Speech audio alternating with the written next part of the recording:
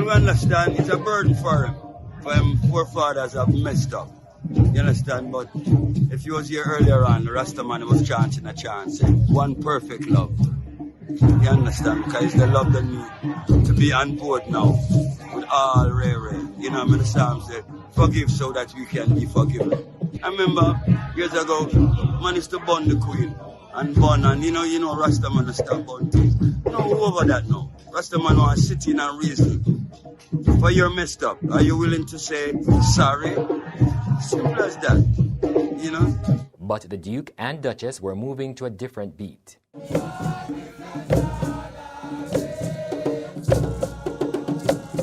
Or were they?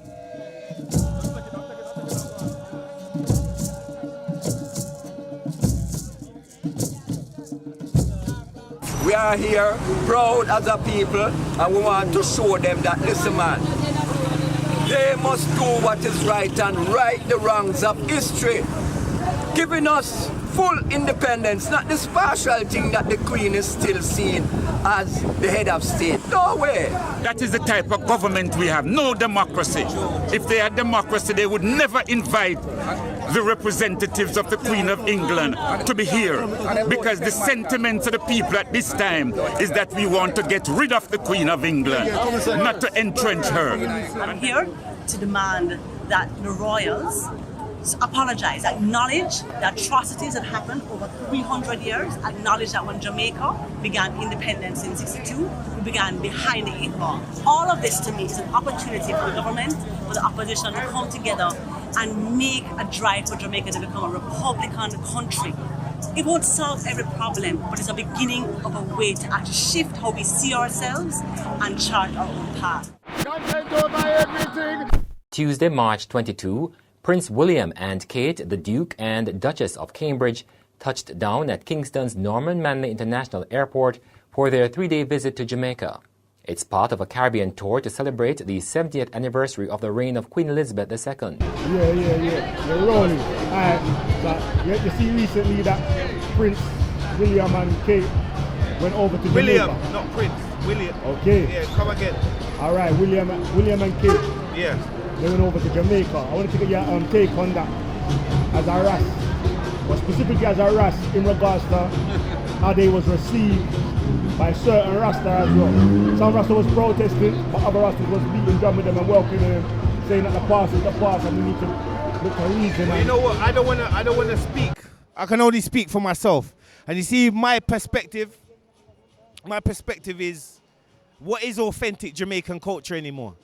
Because if you look at the tenants, one of the founding fathers of the Rastafari house in the Pinnacle, Leonard P. Howe, if you look at his principles that he laid down, in terms of European oppressors, then you'll see that this isn't consistent with Rasta philosophy.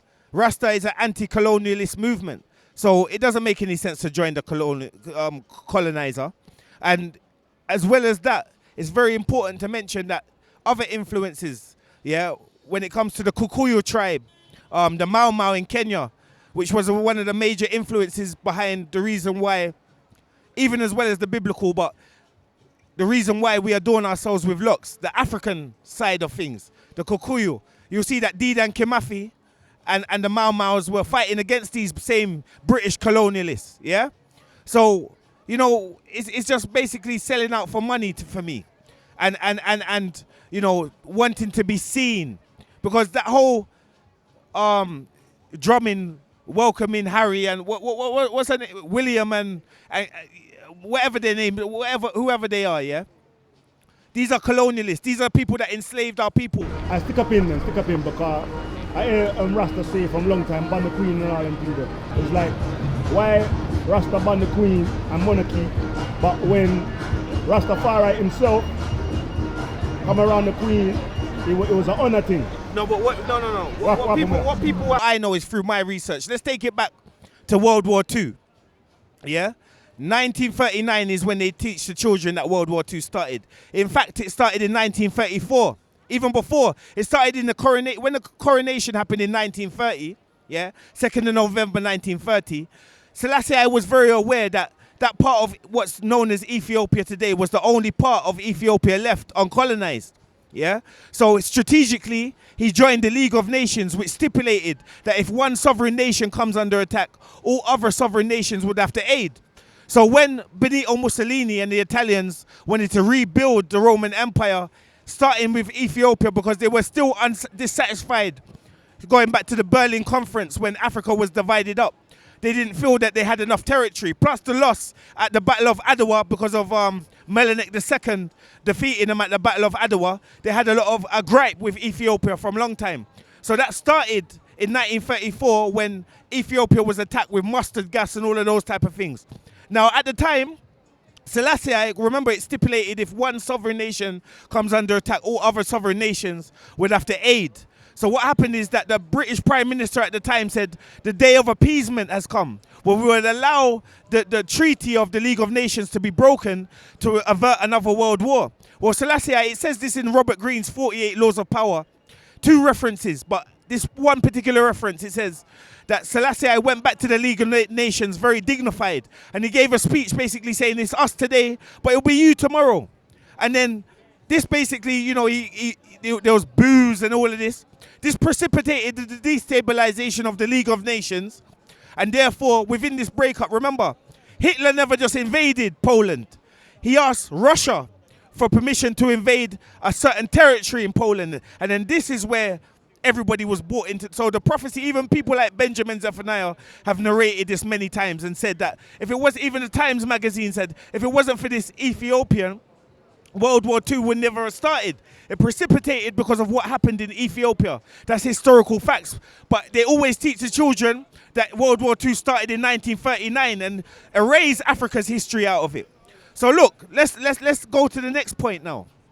Yeah, is that depending on which house of Rastafari you're dealing with, I can't speak for Rasta. Rasta is something that, you know, I've come to learn. So there's many Nyabingi elders, Bobo Shanti elders, 12 tribe elders that have different views because it isn't a traditional structural religion. So you might have a man that said born the Bible, you might have a Rasta that's in the Bible. Remember, it's a conception of the heart. So it's more of a way of life than a religion. But what I've got to say is this: everybody recognizes within the Rasta community that Rasta is anti-colonialist. It's an anti-colonialist movement that started. Remember, Jamaica is such a dot, and it's a dot in the world, but it's so powerful that it's had a theology that's gone all over the world. But it started as an anti-colonial movement. So it's important to always recognize that, and it's also important to recognize the fact that Selassie, remember, after Leonard P. Howe, you know, had that pinnacle movement, everything like that. You also had the most honorable Marcus Messiah Garvey, yeah? And he, in a play, he said that when you look to Ethiopia, your liberation will be at hand, yeah? So when Selassie was coronated in 2nd of November 1930, a lot of the people within, you have to look at, contextualize it. Look, these were people that our people weren't even able to read and write. So when they looked at somebody like Garvey, you know, in that time, they looked at the king, the Haile Selassie, and they said, this is what Garvey was talking about.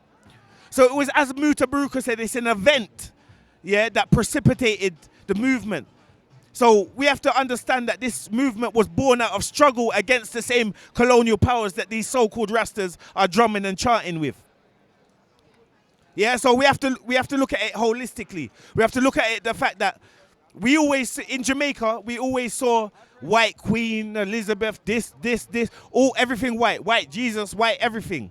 So the coronation, as I said before, when Garvey said, look to the east at the end of a play, and when you see a king crowned, then you see your liberation at hand. So we have to contextualize it. Why did it happen? It was because of that event that precipitated Rastafari. Then, as I said, you have other influences like the Mau Mau, you know, the Coptic church. Like, it depends what house of Rasta. Did you see Andrew Onus, how he addressed them? For me personally, yeah, I don't really get into politics as such. But what I will say about Andrew Onus is that he's made a few shaky moves. Like, for me personally, even as somebody of Jamaican descent, what's Andrew Holness had to say about the Windrush, generation. Remember, Jamaicans never came to England, as immigrants. We came here after the colonial period because we were begged to come here. They said, fight for your mother country. Who built up the NHS? Who built up the national rail? It was Caribbean people that came over from the Windrush. After we built up the country, did you see no blacks, no dogs? They're associating our people with dogs, even though we fought in their world wars. So that shows you, how we, when people show you who they are, time and time again, why wouldn't you believe them? Look at Barbados. Barbados right now is making the most progressive move, and it's kind of funny because I always mention the Pan-African Congress movement. Sorry, not the Pan-African Congress movement. The movement, the reparations movement, that the contemporary reparations movement we see today, precipitated from Barbados, the event where, what turned into the reparations conference. The NGOs, but I'm saying before that, so it's kind of funny, that happened in 2002. So what I'm saying is that it's kind of funny how Barbados, which is known as, Little England at a time or whatever, have taken the most revolutionary move. The next move will be, to deal with the Commonwealth part of it, but that's the direction we need to go. We need to stop addressing these people by those titles. We need to stop addressing these people with these titles because these are the same people who have a history of enslaving, brutalizing our people. So, for me personally, it's just confusion to the youth. It's confusion, it's lack of education, and I don't want this to be lost upon you. Study World War II again and study the reasons why Rastafari even developed in the first place. It developed, remember, it's not like everyone today that has dreadlocks and all of these type of things. At them time there, you could even talk to people with that generation. They were kicked out of their home because every grandma had the white Jesus. So because they had that white Jesus concept, everybody that tried to grow their locks were brutalized, were oppressed, even by their own. Remember Buster Monty? Think about this. This is a big problem now. How can Buster Monty, responsible for the Coral Gardens massacre? Explain it for people who don't know. Right, Let's just talk about, let me simplify it. Buster Monty said, bring in all Rasta dead or alive. They used to use the Rasta image, as target practice to train police. And he's still a national hero in Jamaica. Nobody's taking him out of he's basically like a Leopold. Remember, Leopold's statue shouldn't be in the Congo. Buster Monty's statue or anybody who reveres him, he shouldn't be revered for what he's done against the Rastafari movement. He should never be a national hero. He should never be a national hero. But this is Jamaica, you see. Remember, it's born out of a slave, enslaved, because we were never slave, we were enslaved, but a slave kind of mentality that we need to emancipate ourselves from. I was going to say in regards to Andrew Holness, he's reported as of saying that they're going to get rid of the monarchy, and well, as I said, Barbados out of all of the islands.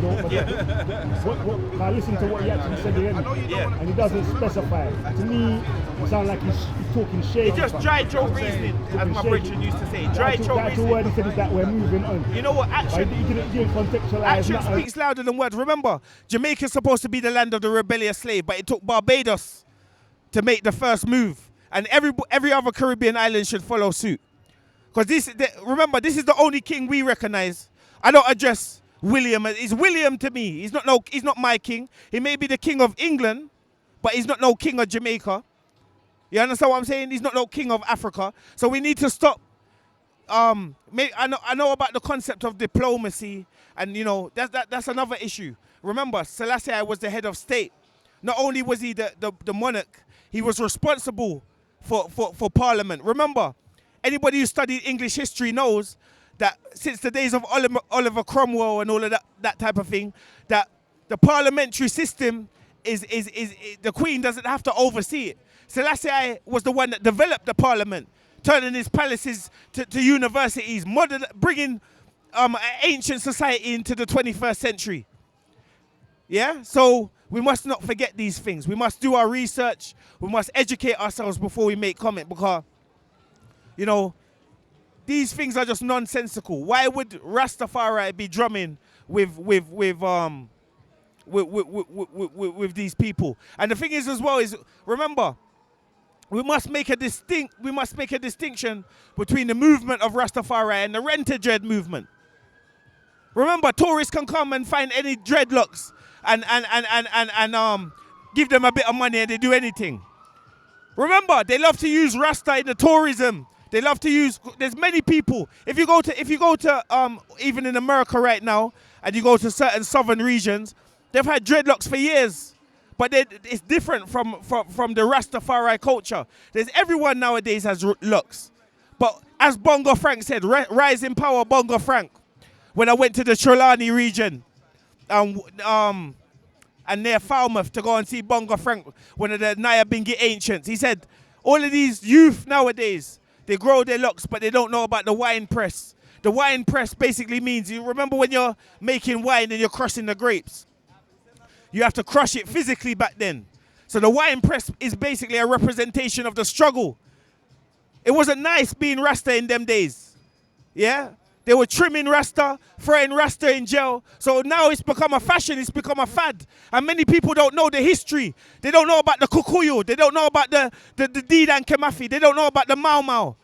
Yeah, they just want to jump on this, grow your dreadlocks for fashion. Not everybody takes it for fashion. Even within that, I wouldn't even bun them out still, because it's still a natural expression of blackness. You understand? But I'm saying, when you're talking about Rastafari, as a student of Rastafari, you can't, as I said before, I repeat myself, you can't disclude World War II. Go and study World War II again.